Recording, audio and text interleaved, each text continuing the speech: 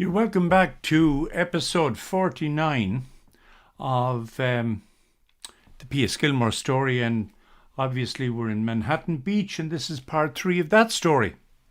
We're still floating between 1879 and 1882 as such.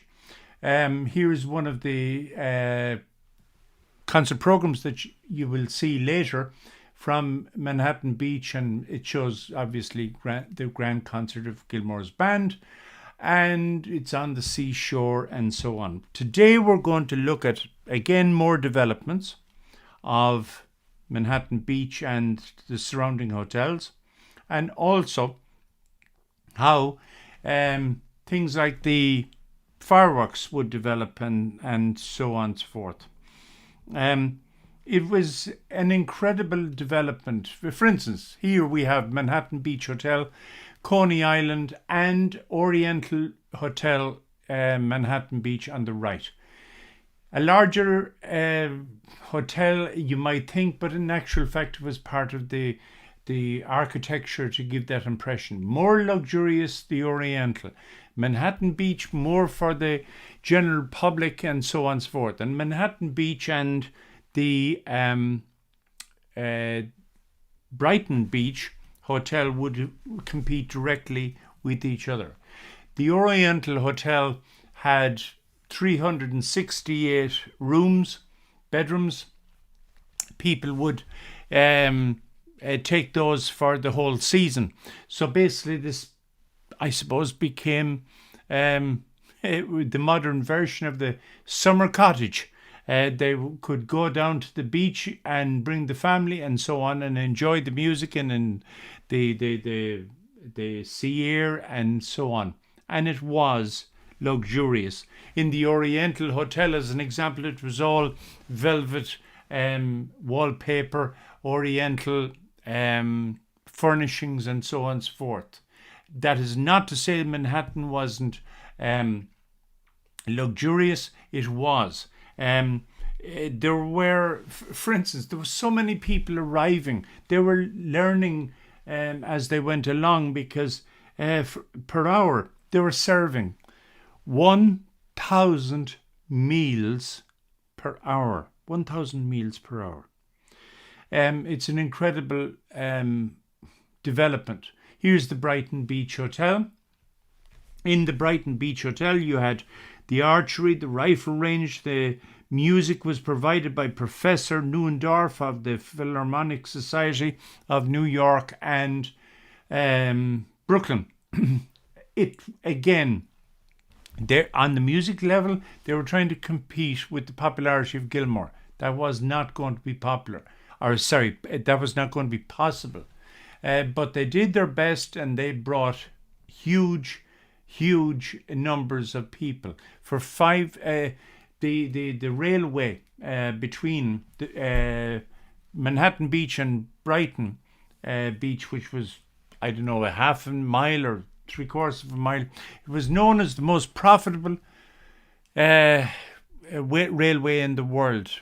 They only charged 5 cents for the trip, but those trains were packed, absolutely packed. As fast as they could provide trains, they were full. In Coney Island, now it mentions here, for instance, another band, Conterno's Band and Levy, and this is basically on Brighton Beach. Another, they've changed from Professor Neuendorf. Whilst we're on the subject, here is a map of Manhattan Beach Hotel on the left and Oriental on the right. Behind the Manhattan Beach is the pavilion, and behind there is the fireworks enclosure with a lake in the fireworks enclosure. And that lake and that fireworks enclosure would hold 5,000 people seated and 15,000 people, I think it was, standing. The performance, this would become the third performance of each day Initially, it was only held once a week at the weekends, but as Gilmore basically developed his performances, it became an almost daily affair.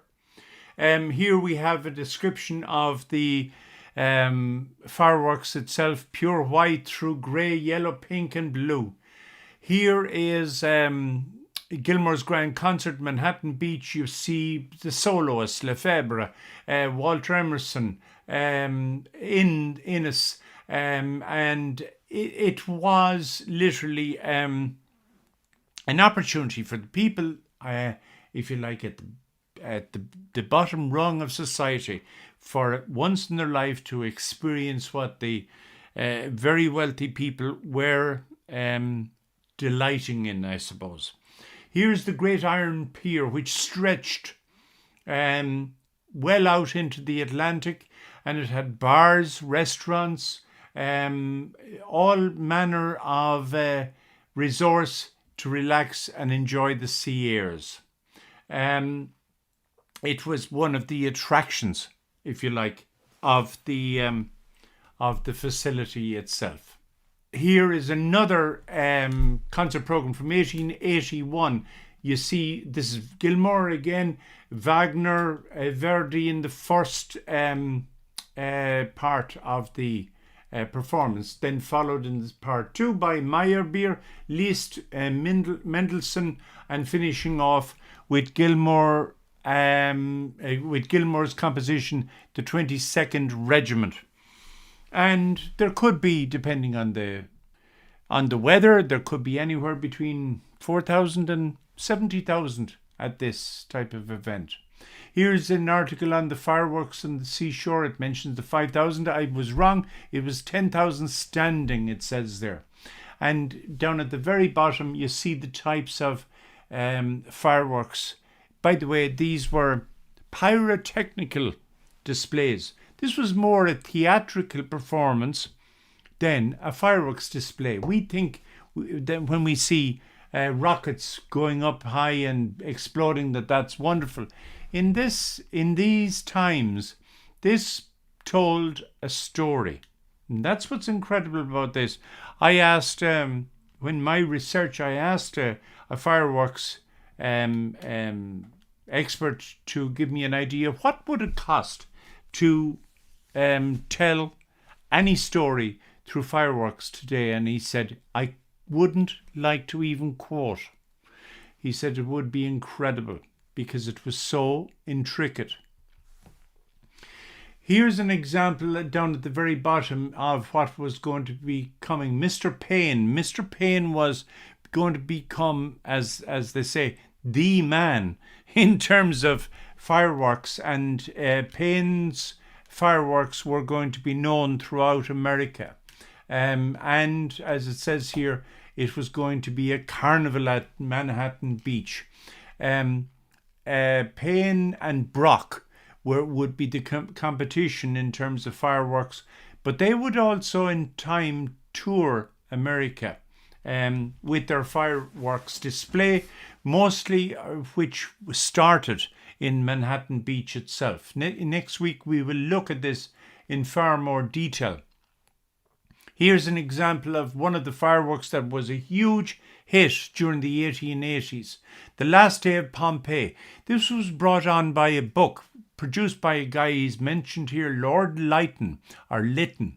He produced a book called The Last Days of Pompeii, which told the story of Mount Vesuvius exploding and burying the city of Pompeii and Herculaneum in ash and lava.